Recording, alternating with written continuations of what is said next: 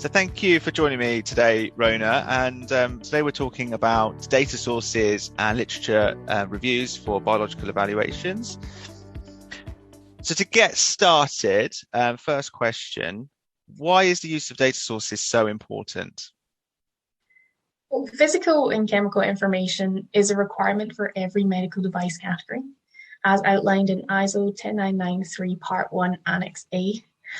A review and evaluation of data sources and literature is a fundamental first step to assess the risks and benefits of a medical device and its materials and determine the need to generate further data.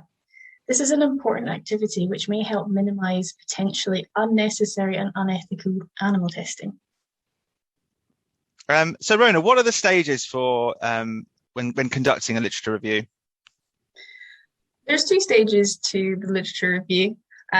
First off, you would look at the regulatory sources and the specific toxicology information from different regulatory bodies.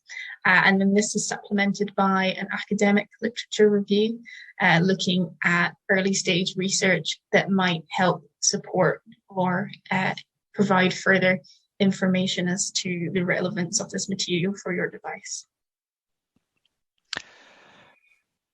And so, Rona, when is this information used during a biological evaluation? Using appropriate data and literature sources is a critical part of building the biological safety plan.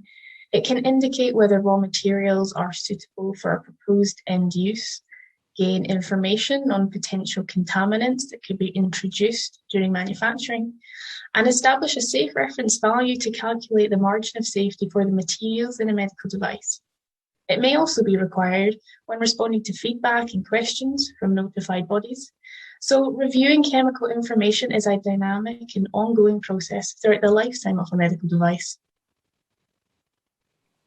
And Rona, how do you identify relevant data sources? A review of available data sources and literature should follow a structured approach, as suggested in ISO 10993 Part 1 Annex C.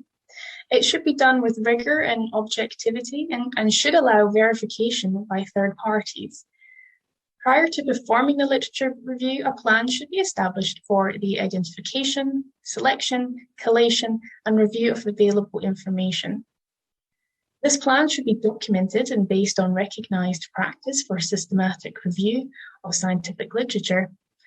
The objectives of the literature review should be clearly defined, and failure to demonstrate the approach used may be flagged as a non-conformity by notified bodies. So Rona, just thinking back to when I actually did my degree and was conducting literature reviews, sometimes you just couldn't find anything. Does that happen with biological evaluations, and what should people do if that is the case? Yeah, that happens quite a lot. One of the first things you can look at is in silico predictions. So if you know the structure of your material or a chemical, you can run that through a computerized model that will give you a prediction of its toxicity for specific endpoints. And then at that stage, then you will probably need to do a lot more biological testing than you would otherwise, because you have a lot more data gaps. So it could mean that you've got a lot more testing to do. And Rona, what do you do with this information?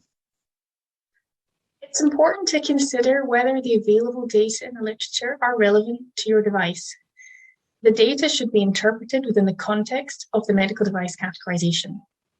An important question to consider is whether you've found sufficient information for the relevant biological endpoints that need to be addressed in the risk assessment. If yes, further biological and chemical testing could be mitigated. If no, then this is where we identify the data gaps that could be addressed with further biological or chemical testing. You should have a bespoke biological risk assessment for the medical device in question that considers its individual data requirements and categorization. Performing a review of data sources and literature helps build the weight of evidence required to support the safety of a medical device, while also highlighting data gaps to inform the next steps of the biological evaluation. So Rona, tell me, what are the common pitfalls you see with your clients in this area? One of the common things we see is clients not realizing that how much raw material information is required for the biological safety risk assessment. So we need to know where all the materials are sourced and have the relevant certification and documentation to prove that they're appropriate for the medical device.